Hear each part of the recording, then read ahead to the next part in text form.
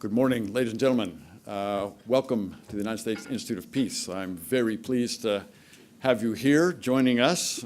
We are very pleased to be able to host the Senator Carl Levin, the chair of the Senate Armed Services Committee.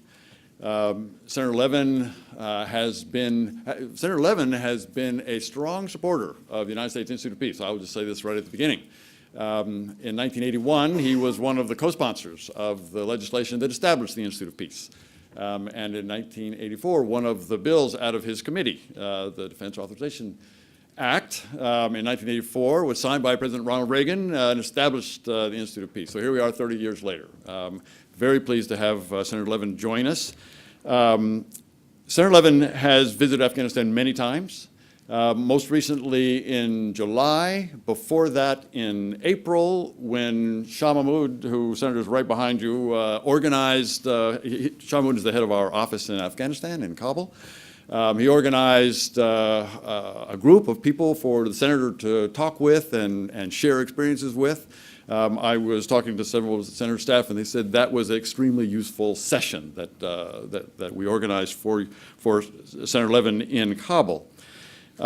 He was there as he will describe, at a time when the political crisis was still real. He had something to do with having conversations with both sides of that crisis. The political focus at that time was intense, and the Senator played a major role. Secretary Kerry, followed up, and we know that story. Today, Senator Levin will give his remarks. Steve Hadley, who is the chair of the Institute of Peace's board, and also former National Security Advisor and knows something about Afghanistan during his time during that period, will moderate the discussion that will follow Senator Levin's comments. So without anything further, let me welcome Senator Levin to the podium, and Steve will join him afterwards. Please welcome Senator Carl Levin.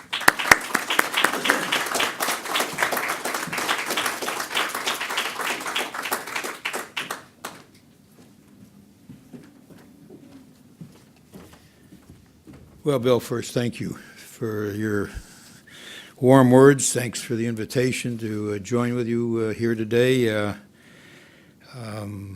a matter of fact, had a very wonderful visit with your folks in Kabul when they did brief me very helpfully on the situation there. I won't report to Secretary Kerry your view that I kind of led the way with discussions, and he followed up, cleaned up after me. I was delighted to be able to meet with the two candidates, both of whom, by the way, I have great respect for, both the new president and Mr. Abdullah, both. I just think that I'm glad they came together. It was essential that they come together in a government of unity, but it was, I think they were lucky. Afghanistan was lucky to have two people as qualified as they are and as willing when the crunch time came to come together. When I met with them, I guess it was now a few months back, I told them that what they needed to do was to be as brave as their troops and our troops and the coalition troops, and that they needed to be politically brave if they were going to work out a solution. This was during the period they were counting ballots and recounting ballots and recounting ballots. It was like Chicago, actually. That's a joke, an inside joke, by the way, that nobody from Chicago likes, so I hope. But it was very tense. It was a very tense moment, but the fact that they were able to pull it off, come together for the good of their country, and show in a political way the kind of courage that the troops of Afghanistan and the coalition forces have shown to make it possible for there to be an election, and then to have a resolution which, under the circumstances, was as peaceable as you could hope for.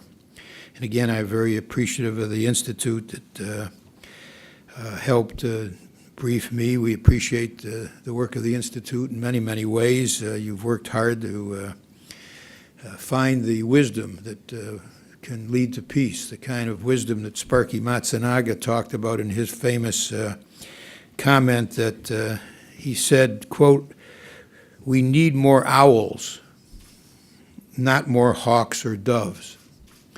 And it kind of puts it all in one sentence. It was a well-known comment, and Sparky was really beloved in the Senate. But today I do want to focus on Afghanistan, and I'll have a few remarks on another subject after I spend a few moments on Afghanistan. Now, I'm somebody who's hopeful about Afghanistan's future because of the progress that we've helped bring about there in the last several years. And I'm hopeful because of that recent peaceful and democratic transition of power, which is a first in Afghanistan's long history. The transition offers increased reason for optimism that we have an essential ingredient for success in place in Afghanistan, perhaps the essential ingredient, and that's a unity government whose goals are in harmony with our goal of a free, peaceful, and unified Afghanistan with strong security forces and honest governance. Afghanistan faces immense challenges from Taliban terror, from corruption, from poverty, from ethnic and political tension. But the progress that the country has made is also immense. Too many people forget what Afghanistan was like before coalition intervention in 2001. Even in major cities, access to food, clean water, and employment was extremely limited. Women were barred from attending school, working outside the home, or even leaving their houses, unless accompanied by a male relative. Medieval rules were enforced by armed thugs, using public executions and floggings. Television, music, and the internet were banned. And today, by contrast, there is vibrancy in Afghanistan society. In just one decade, life expectancy in Afghanistan has increased by 22 years. Infant mortality or child mortality has decreased by 62%, decreased by 62%. Under the Taliban, there were just 900,000 students in school, all boys. Now student enrollment is more than 8 million, including about 3 million girls. In 2001, Afghanistan had 20,000 teachers, all male. Today there are 200,000 teachers, including 60,000 women. Universities are sprouting up, including an impressive and inspiring American university in Kabul. The Afghan security forces have exceeded our military commanders' expectations, successfully responding to Taliban attacks and safeguarding 2 rounds of elections. The Taliban threatened to prevent the peaceful transition of power in Afghanistan, but failed spectacularly. The Afghan people support their security forces, now about 350,000 troops strong. I've always believed that our principal mission in Afghanistan is to help establish Afghan forces so they can protect its people and their hopes for a free nation. That is the Taliban's worst nightmare. On one of my early trips to Afghanistan, when I asked a group of village elders whether they wanted us there, their spokesman answered, "Stay until you have trained our army, and then leave, and someday we will welcome you back as guests."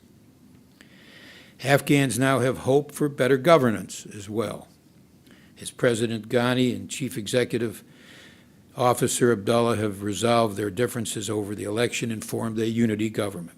We have seen in Iraq where the Maliki regime's pursuit of a sectarian agenda left the nation vulnerable to the poison of ISIS. that when leaders choose narrow political aims over the common good of their people, they can do immense harm. The fact that the new Afghan government's first official act included the signing of security agreements with the United States and NATO and the reopening of an investigation of the Kabul bank scandal gives the Afghan people reason to hope that the nation's new leaders are more interested in building Afghanistan's future than in pursuing partisan or sectarian or corrupt agendas. The progress that we and our Afghan allies have achieved in Afghanistan has been built on adherence to a number of important principles. First is the value of broad international support for our military efforts. Second is the value of training local forces willing and able to defend their own people. Third is the value of pressing for unified, inclusive governance. That is the value of a government worth fighting for. Fourth is the value of setting limits on our own military involvement in order to incentivize the development of domestic military and government institutions able to stand on their own. Now, while public opinion polls show the Afghan people think that we've accomplished much and are glad that we came, polls in the United States show that Americans believe our involvement in Afghanistan has failed. Former Secretary Gates has made the pungent point that the Afghan war is the first that he's experienced, the first war that looks better closer up than at a distance. I believe the American public's failure to understand what we have accomplished in Afghanistan is due in large part to the constant, almost totally negative portrayal of events in the American press.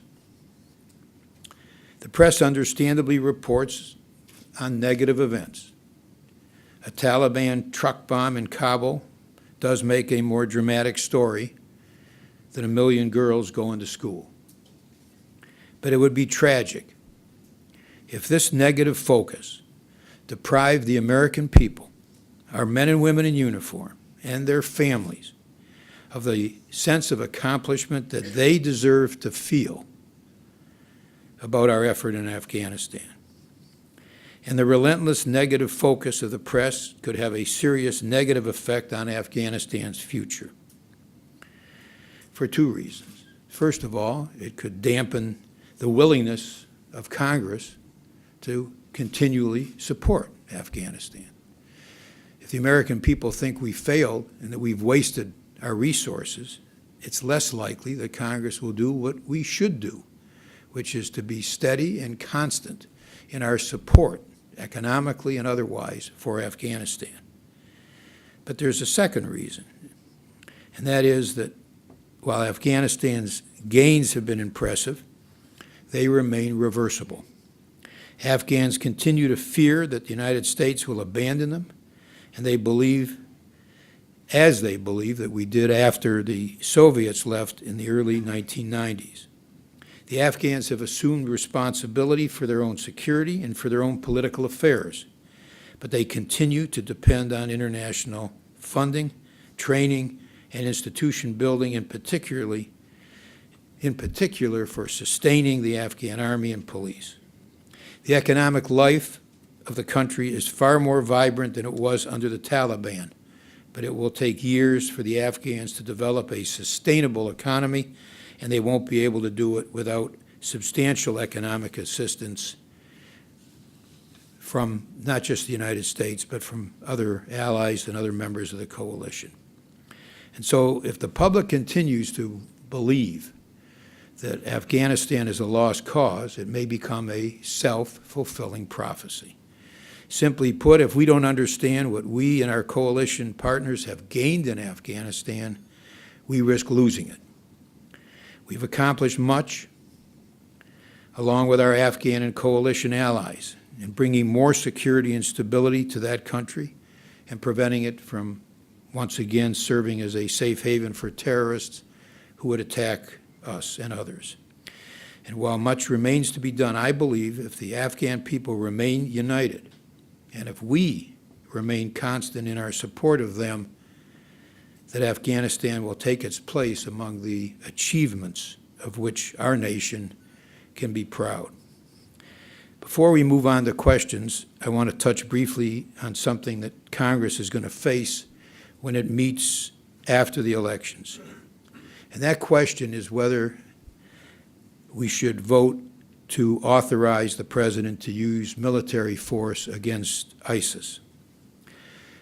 In my view, the answer is clear. We should. The poisonous ideology of ISIS is hostile not only to the region, but to the world. And there is a real risk that the area that it controls could become a training ground and a launching pad for future attacks against the United States and our friends and our allies. ISIS is terrorizing the Iraqi and Syrian people, enslaving and slaughtering, persecuting religious minorities, attacking schools, hospitals, and cultural sites.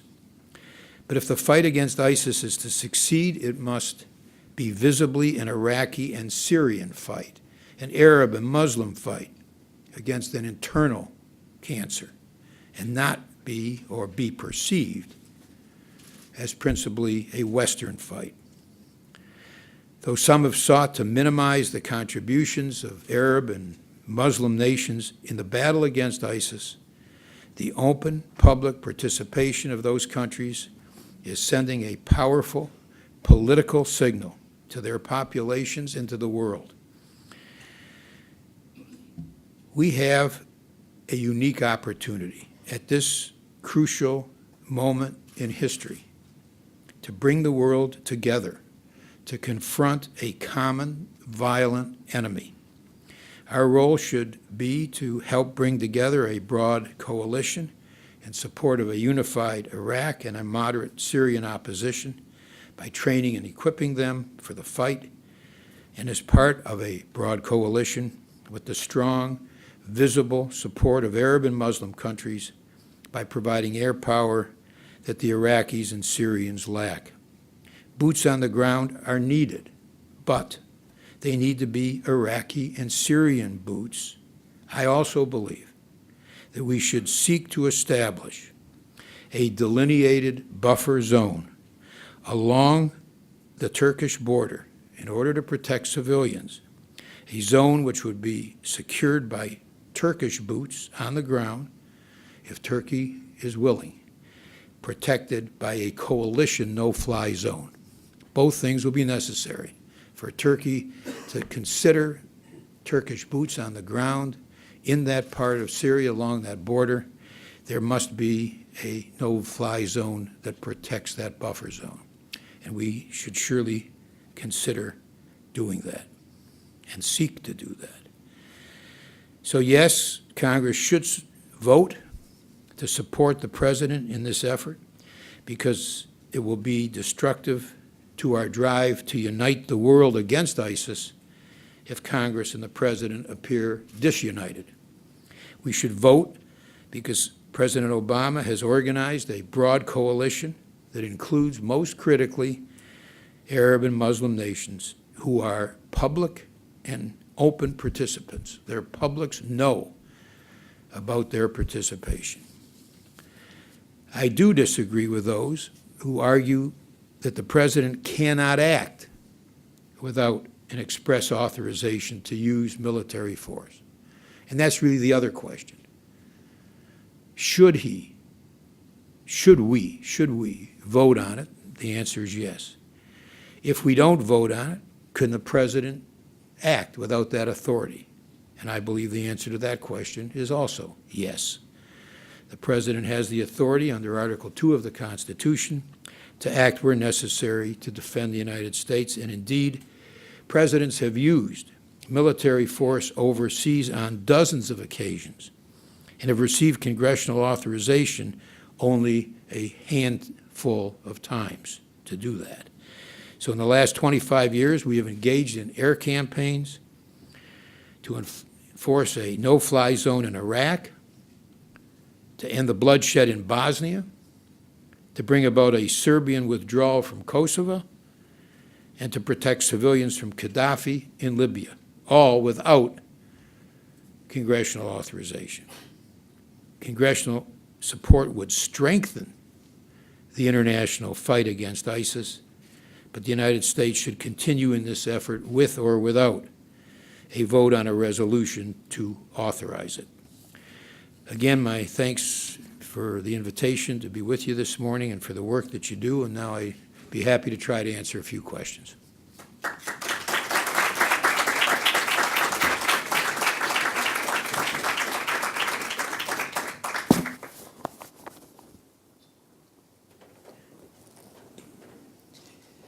Thank you, Mr. Chairman. Steve?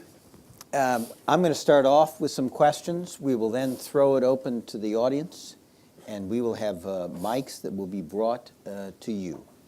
So let me begin. Mr. Chairman, there was some reference to the agreement that Secretary Kerry negotiated between now President Ashraf Ghani and CEO Abdullah.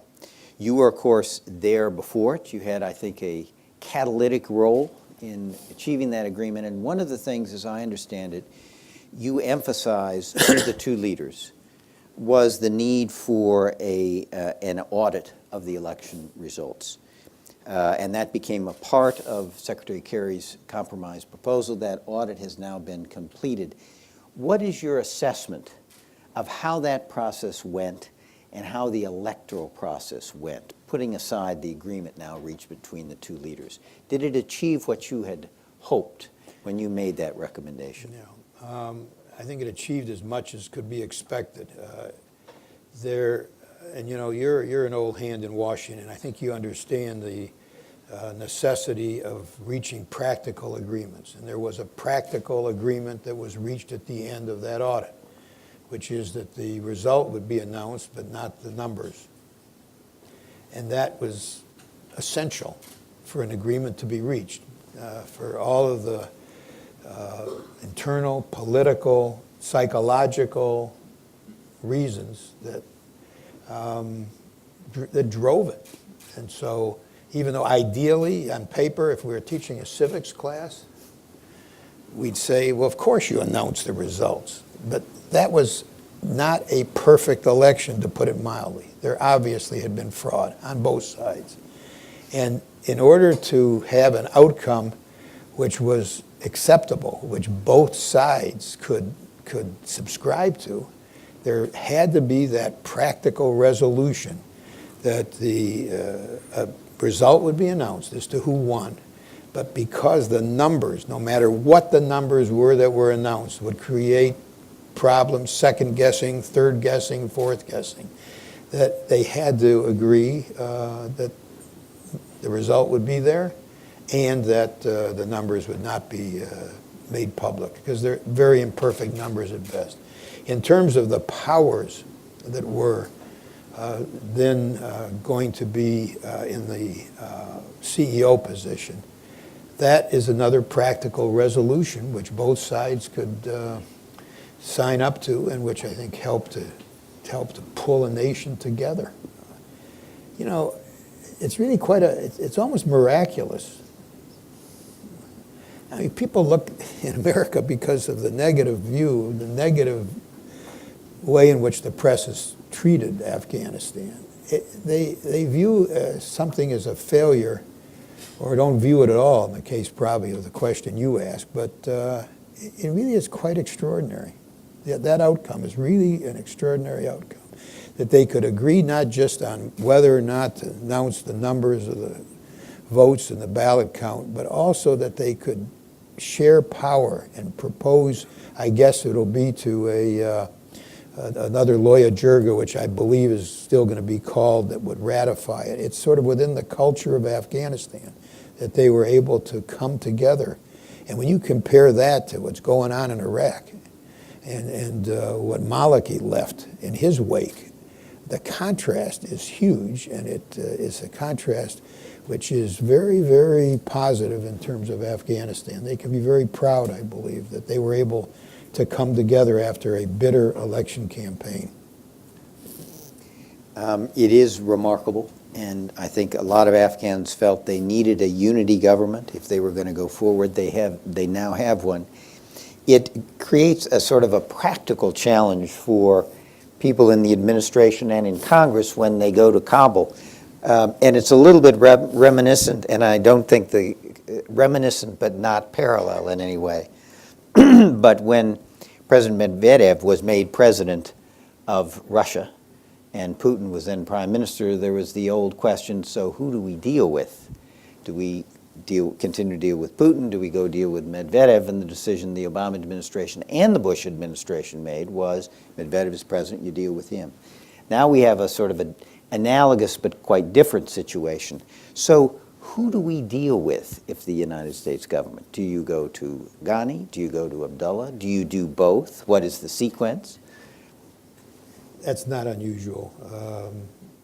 By the way, that's true in many places in the world where we obviously deal with both, but the sequence is that they've elected a president, and it's important that we obviously deal with both. They're both powerful figures, but one was elected president, and that's the fact of the matter, and I hope that both accept the sequence, but I think both understand the necessity that both be very deeply involved in discussions and hopefully agree. I mean, we got a sequence problem in this country in a sense too. I don't know if anyone looks at it that way, but we're not very good at compromising these days. I don't think we can lecture people with too much power about the importance of compromise. We don't have a lot of ground to stand on in that. So it's with some, we ought to have a little humility when we talk.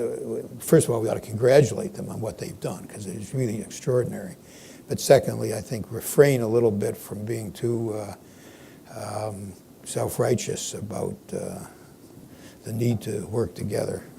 We could probably follow their lead these days instead of vice versa. It is a remarkable achievement, what they have done in terms of the election and the unity government. As you know better than I, there's a lot of fatigue in the United States with Afghanistan, compounded by, as you made very clear in your remarks, the sense from the media that it's not been a success, but it's been a failure. So Americans, I think, are going to ask the question, is Afghanistan still important to us, the United States? And if it is, how do we rebuild the support within the country and within the Congress for the Afghan project? The Afghans have helped a great deal in their agreement, in their unity government agreement, and they're taking on the Kabul Bank again, that issue, in the working out a bilateral security agreement with us and with NATO. To the extent the American people have focused at all on those issues, and I doubt that too many have, but nonetheless, to the extent they have, I think they'll be reassured by that. But the bottom line is, I think there's a lot of fatigue in this country about just about everything. And that means leadership has to lead. If you got people who are kind of heard it all, tired of the election, tired of politics, scared about Ebola, worried about ISIS, I mean, just go down the list of things that happen. It's where leadership becomes more and more important. And that means, hopefully, that there's going to be greater unity in this country, particularly in the area of foreign policy, by the way. We have fallen short. Again, I want to avoid being too partisan, but there's been a real shortfall of bipartisan foreign policy recently. I come from a state where we had a famous senator who helped Truman, not just win a war, but win a peace. And he was an isolationist, as a matter of fact, this Republican senator, before the war. And he became somebody who really became an internationalist after the war and helped Truman win NATO and helped Truman get Turkish, aid for Turkey and Greece and a number of other things that were so important. We've fallen away from that recently, and there's not been enough, I think, critique of the falling short of that goal of having politics stop at the water's edge, that is so important in this country, so important to our success. And so I would hope somehow, even if the battles continue on the domestic front over health care or over the budget or all the other things that the battles go on, that somehow or other there can be a coming together more in the area of foreign policy. Senator, let me press you on that, because you've been in the Senate now over 30 years, been a real student of Washington. How do we get that back? Since the media seems to push us to the extremes, the electoral system now, with so many safe seats, Republican candidates fending off challenges from the right, Democratic candidates challenges from the left, it almost seems like the divisions have been institutionalized in our politics, in our media. How do we get it back? It's going to take leadership, people who are willing to sit down together, just the way leaders have until recently, and work things out. It may be just a matter of getting through an election, this election, and hopefully then there's a new environment. But given the fact that a probably heated presidential election is next in line, just 2 years away, which is like 2 minutes away in terms of political time, I think the odds are against it in the short term. It's going to be a fortuitous combination of leaders that, for whatever reason, see it in their political interest to come together. I mean, we're facing sequestration, and I don't want to get way ahead, off the subject.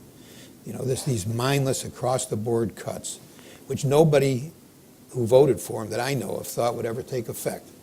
And they cut into everything, just about everything.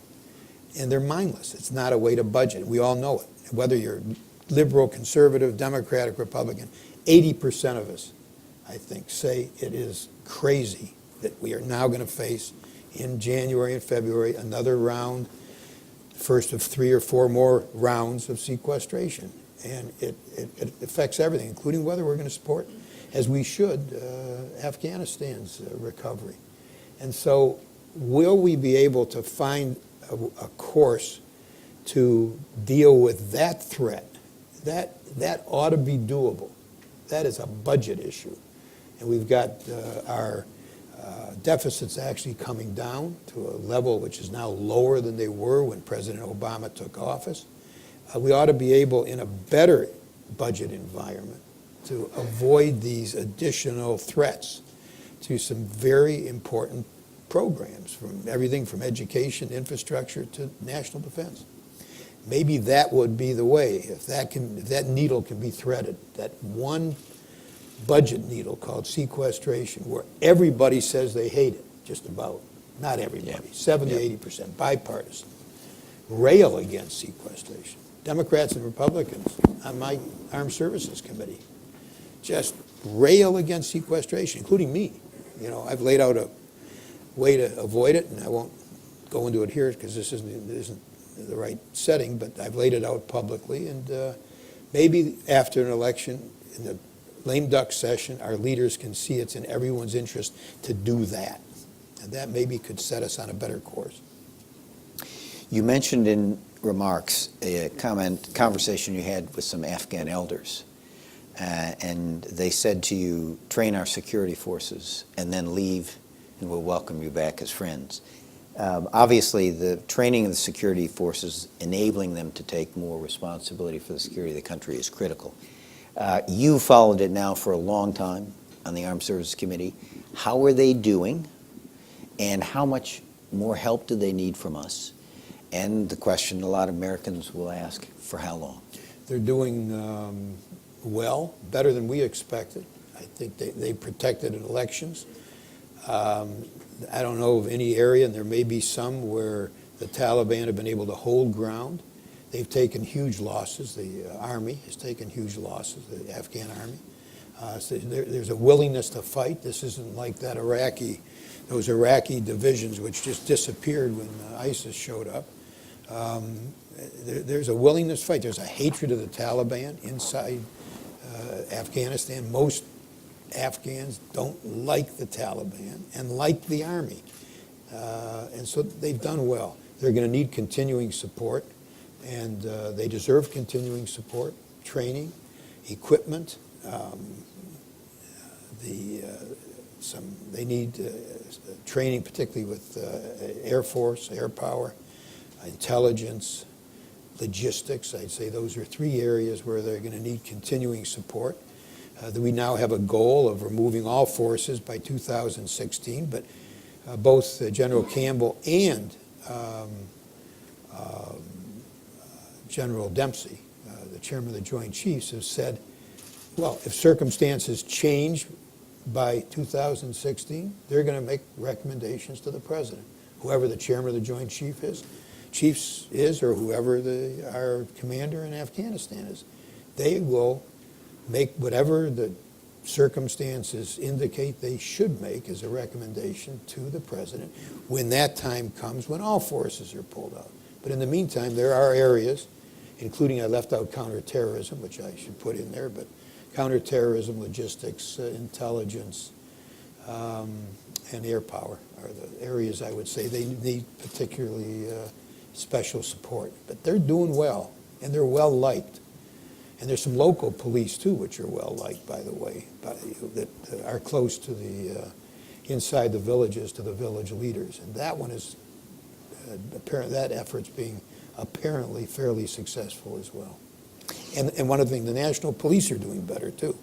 I mean, years ago, everybody said the Army's great, clean, Afghan armies, got strong support. But the national police was corrupt. That's what you heard 5 years ago. You haven't heard much about that lately, because even the national police seems to have cleaned up their act somewhat. I want to ask one last quick question, invite you a little bit into a potential controversy, and then go to the audience for questions. I think David Sedney and former Ambassador Ron Newman, in a piece they published here a few days ago, brought something to my attention that I said something which I had not understood, which is that U.S. air operations which continue in Afghanistan are used to defend, and David, correct me if I get this wrong, used to defend U.S. troops and coalition troops, but not at this point in support of Afghan security forces. Since it's all one fight, that surprised me a bit. Is that, do we have that right in terms of how we're using our air power in Well, I'm Afghanistan? not sure that's been decided, by the way. Hopefully not, because I think they've got a good point. But Yeah. I don't know that that's been resolved yet, but I think they make a good point. So. Great. Let's have the questions from the audience. Ma'am, we'll start with you in the back. Thank you very much. I really appreciate for your good statements. My name is Nazira Azim Karimi. I'm correspondent for Ariana Television from Afghanistan. Basically, I'm from Afghanistan too. Everything looks wonderful after the big change in Afghanistan, but the only concern that everybody has this is the policy of Pakistan. Do you think that after the new government in Afghanistan, Pakistan able to change their policy toward Afghanistan? Well, Thank you. We've been pushing them to change their policy for as long as I can remember. I used to, I've made maybe a dozen trips to Afghanistan in the last 10 years or so, and I used to always add Pakistan, go to Pakistan. But I received so much false information, baloney, in Afghanistan about their policies that I just finally don't even go there anymore. I don't want to hear their line anymore, frankly, about what they're doing to. I mean, at one point I had the head of intelligence saying, if you could point out to us where in Pakistan the people are that are supporting the Taliban in Afghanistan, we'll go after them. And I looked at him like, are you kidding? You know where they are. You know absolutely where they are. You're supporting them. So I've sort of just given up in terms of trying to change their policy towards Afghanistan. We shouldn't give up. The fact that I'm frustrated is not a policy, by the way. It's just a fact of life. You know, I'm just being honest with you. But now there may be some additional ways in which we can encourage Pakistan to really go after the people who are creating trouble inside of Afghanistan.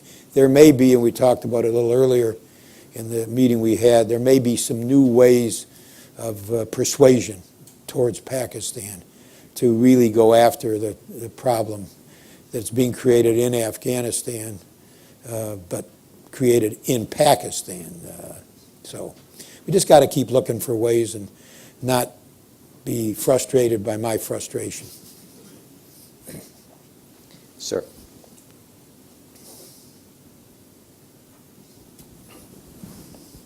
Good morning, Senator. Good morning. Excuse me. You know, we have a saying in our part of the world that if mountain doesn't come to Muhammad, Muhammad will go to the mountain. You, sir, are the mountain, so we are here to talk to you. I know I'm overweight, but I haven't been described. My name is Ali Siraj. I'm an African-American. For 10 years, I have been the president of the National Coalition for Dialogue with the Tribes of Afghanistan. I've been dealing with Afghan tribes from all over the past 12 years. I came here for some medical treatment recently. First of all, I want to extend our people's appreciation for the partnership that has always existed between the United States and Afghanistan, especially the tribes of Afghanistan. We were partners in fighting the Soviet Union. You supplied us with the military equipment, and we supplied the manpower. And after a loss of 3 million of our citizens, 1.5 million on the battlefield and 1.5 million, which I call migratory genocide, we managed together to bring the Soviet empire down to its knees, although Afghan people are not getting the credit for that. Secondly, we as two nations partnered together to fight against terrorism. When the United States first entered Afghanistan in 2001 with 500 soldiers, it was the ground forces of the freedom fighters, supported by the air support from the United States, that we managed to get rid of the Taliban and the Al-Qaeda. Since then, sir, I see a strain in our relationship. Up to 2005, it was okay. But when Iraq happened, Afghanistan started getting in the back burner. And today, we do not see the strength of the partnership that we had in the past.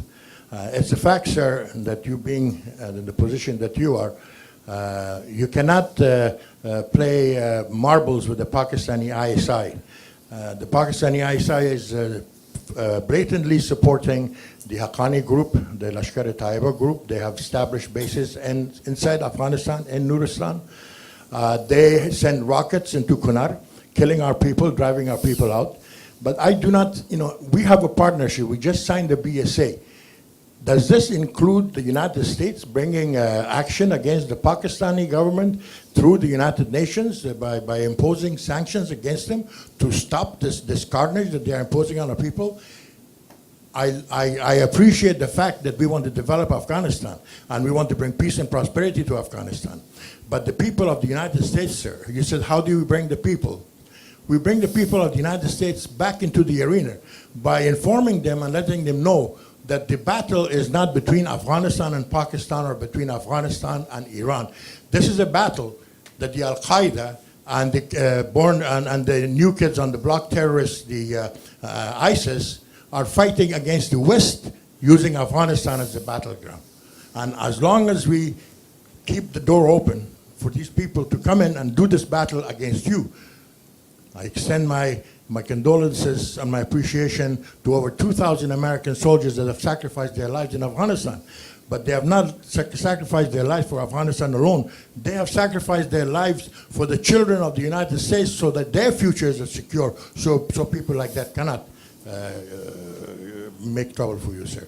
I just want the United States to voice its opposition to what the Pakistani ISI is doing in Afghanistan, sir. Thank you. There was a question in the back. Yes, ma'am. Thank you. Leandra Bernstein, RIA Novosti. I have a question about counterterrorism efforts in Iraq right now. There have been some contradictory reports about U.S. and Russian counterterrorism collaboration. So I'd like for you to clarify what that collaboration looks like, and then also in terms of terrorist financing, what is the current status of Saudi Arabia? Are they moving toward countering that terrorist financing the way they promise and the way we expect? I don't know any more about the U.S.-Russian collaboration, if real, than you do, because I just saw for the first time, we're not in session now, so we don't get the briefings we usually do, but I only know what I've read about it, and we'll know a lot more when we get back about it. If it's real in the intelligence area, I hope it is, by the way. There ought to be common ground on some things, and it ought to be, ISIS ought to unite the world, including people who now have kind of unhappily a chilly relationship, which is the case with Russia and us and Russia and the West because of their activities in Ukraine and other places. But there still are areas where there should be a working together, and if ISIS can't unite the world, nothing can. If ISIS can't unite the Arab and Muslim world, then I don't know what would. ISIS is an opportunity. It's hard to use that word with ISIS, but it can unify people. It has unified the world. How many countries now? 60, 70 countries are signed up to support in some way the effort against ISIS. There's a real coalition that involves now Arab and Muslim countries openly, not quietly, openly participating in the campaign against ISIS. That could have a major impact among their populations, a recognition that a tiny percentage of Islam is conducting, in the name of Islam, horrific acts. And the other 98% of Islam, I think, is seeing that that is not what Islam, they already know that's not what Islam is about, but they don't want Islam to be perceived in that way. And so you're going to find a coming together over time, and the President's pointed out this is going to be a long battle. But I think now there could be a turning point in the world, in the Islamic world, in the non-Islamic world, against a common threat. And so I hope the stories are true, but I don't know anything more about it than what I've read in terms of sharing of intelligence between Russia and the United States. But if true, it would be, I think, a good sign of the power of horror and terror to unite people against it. Your second question had to do with Iraq. I'm sorry, Saudi financing, and I know that the issue's been raised constantly, and we think that there's been progress in that area. We hope, because it's been a real problem. Even though it's not the government, it's what the governments look the other way when it happens. It's not just Saudis either, it's other countries in the Gulf that have looked the other way when some of their wealthy people have thought they're buying peace or supporting some cause that they believe in. I'm not sure which is more prevalent by providing funds for terror. Sir, in the back there, and then here. Mark Schneider, International Crisis Group. First, if I can personally, and I suspect for most of the people here, say how sorely your voice is going to be missed in the U.S. Senate. My wife would not join you in that. Two questions quickly. By the way, we're going to have a report coming up today or tomorrow on the Afghan political transition. One of the things you mentioned was the importance of sustaining the coalition government by, in fact, continuing to support the strengthening of the ANSF. And one of the questions that we have in a recommendation in the report and previous reports is that to do that, we need to provide what they're calling the combat enablers, close air support, over-the-horizon intelligence. And thus far, it's not clear how that's going to be provided after 2014. So I'm wondering whether or not you could speak to that issue. And the second, you spoke about the importance of supporting the moderate rebel forces in Syria. They're getting clobbered in Aleppo at the moment. And while your suggestion for action along the border would relieve what may be a massacre in Kobani, the question is, how do you provide more support for those moderate rebels now? Well, the key word in that sentence is now, because there is going to be support, and the hope is that it will be able to be provided earlier than later. I mean, but it's going to take some time. Now, I can't comment on covert support. There have been reports that there's been covert support. And so I can't confirm that, even though they're on the press. So, but you have to, if that's true, that there's been covert support, you've got to factor that in to some extent. You don't know to what extent, and I do know, but I can't say.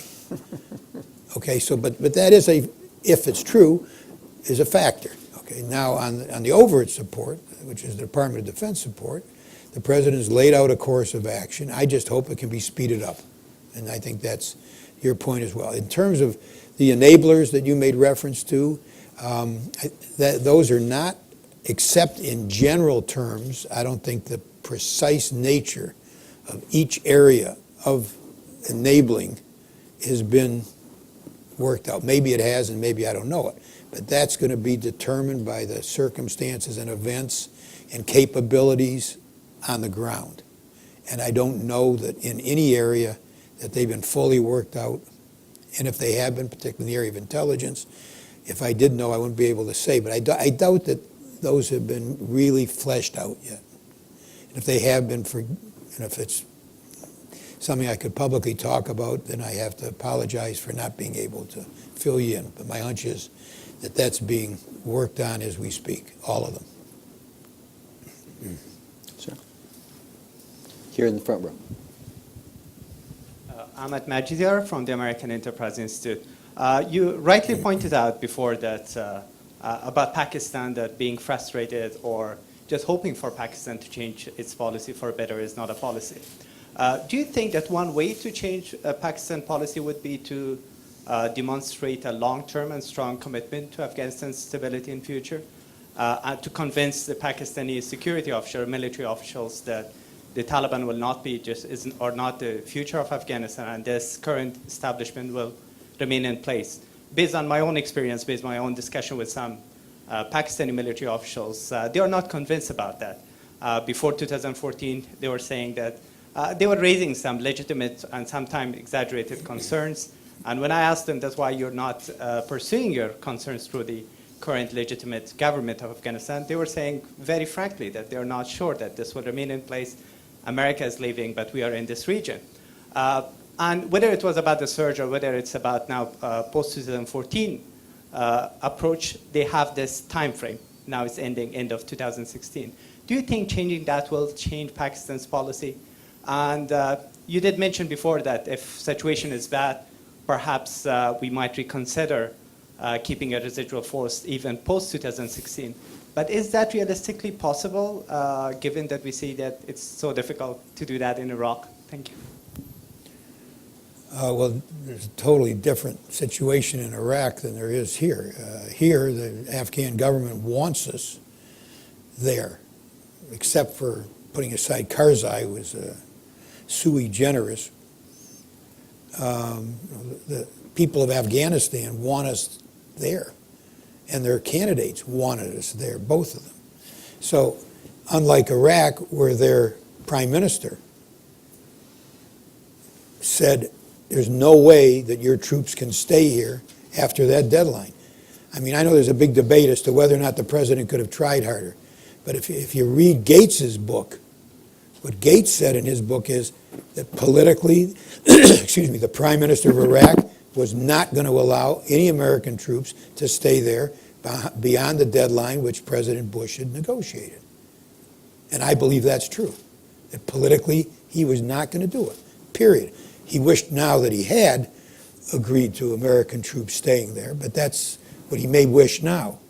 That's very different from Afghanistan, where the government wants us to continue.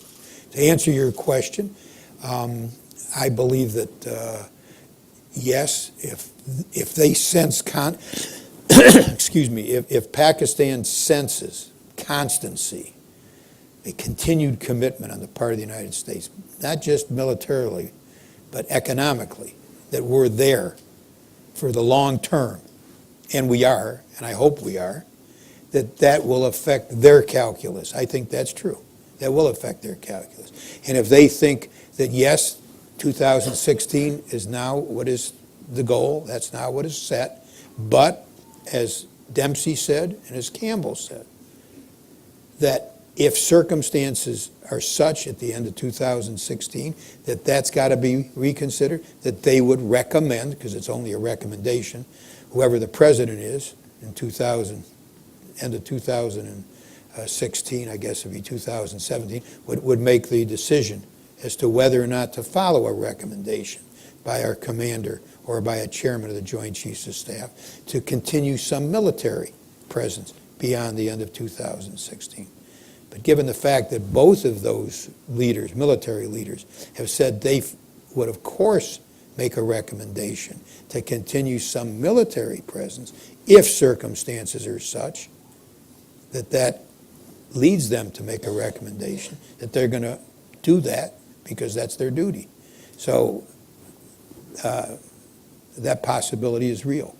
As far as I'm concerned, it's real, even though it's not now the plan or the hope. We have time, unfortunately, for just 2 more questions. Ma'am here, and then Shah Mahmood, last question. How's that? Eva Marie Zapansky from Mayrog. Thank you very much for your service. You started your talk with, we don't need doves, we don't need hawks, what we need are owls. Could you speak to the characteristic of the owls that you envision? Thank you. Eyes open, mouth shut.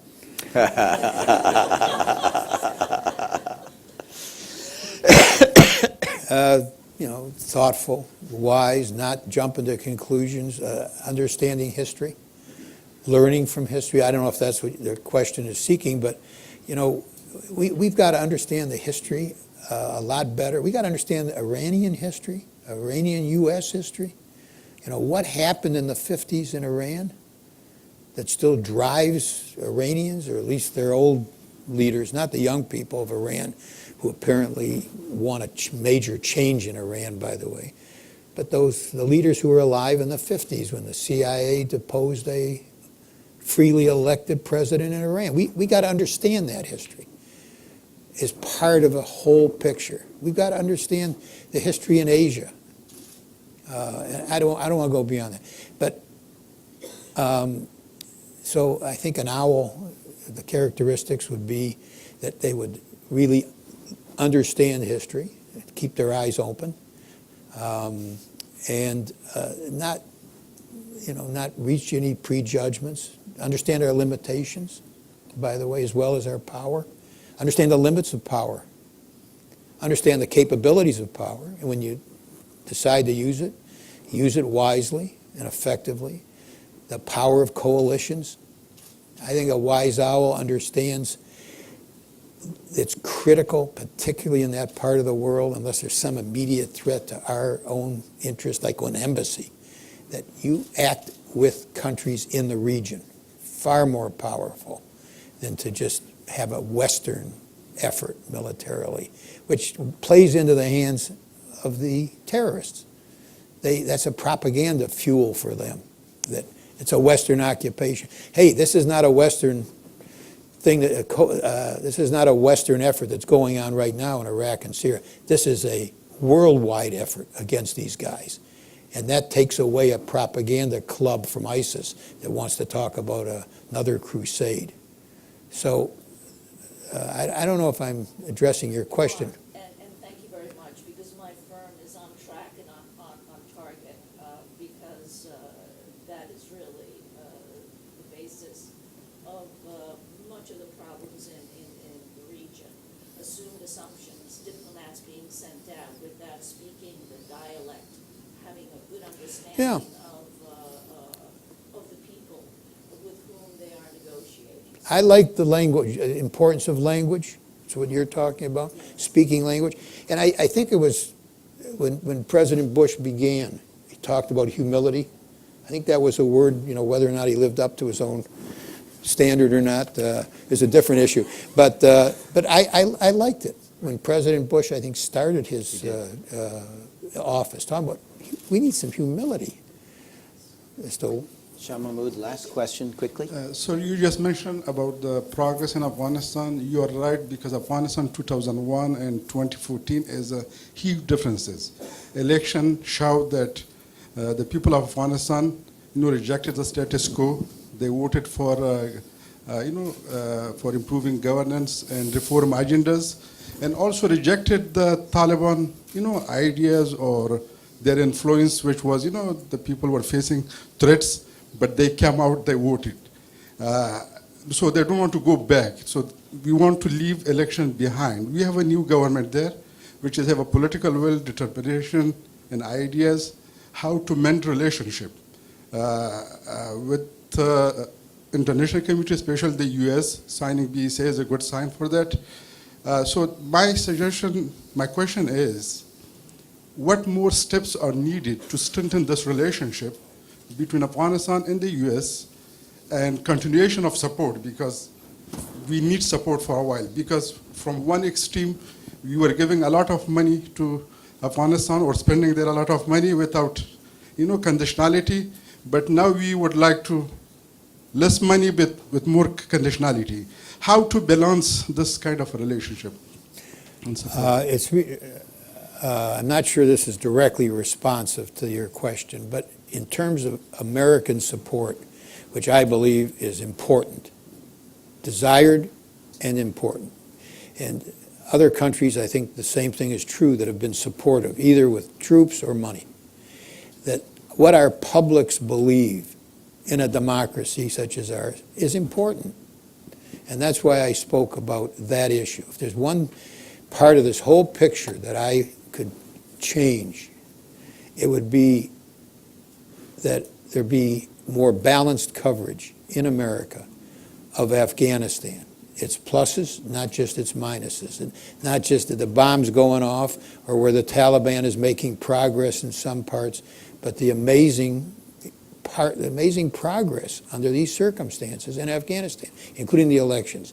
That's going to affect our congressional response to what should be done in Afghanistan in order to strengthen the relationship.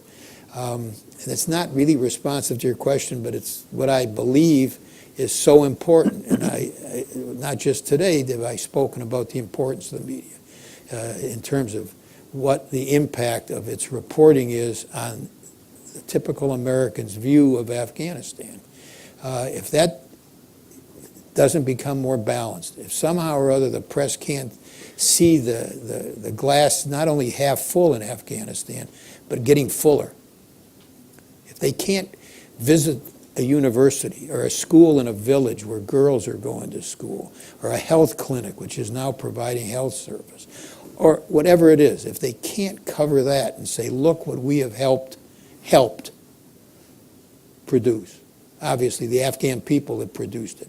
We keep saying we want to open a door for people, but we can't walk through that door. Well, the Afghan people are walking through that door now. They risk their lives. I mean, I don't know how many Afghan soldiers have lost their lives. Huge numbers have lost their lives in this fight. And if the American people could sense that, I think it would really, on our side of the relationship, be the most important thing that could happen, because then there'd be a much greater willingness to really be a true partner with Afghanistan, which is so important. I think we've seen today an example of this sound, steady leadership that the Senator has shown in his years in the Senate, and particularly in the Senate Armed Services Committee. Afghanistan is only one example. He has, if you will, been largely an owl on foreign policy. Thoughtful, wise, steady. He has been a supporter of USIP. And when you step down from your responsibilities in January, you will be sorely missed. on a whole range of issues. And I think if you could join me in appreciation for the Senator being here and his wonderful service to this country.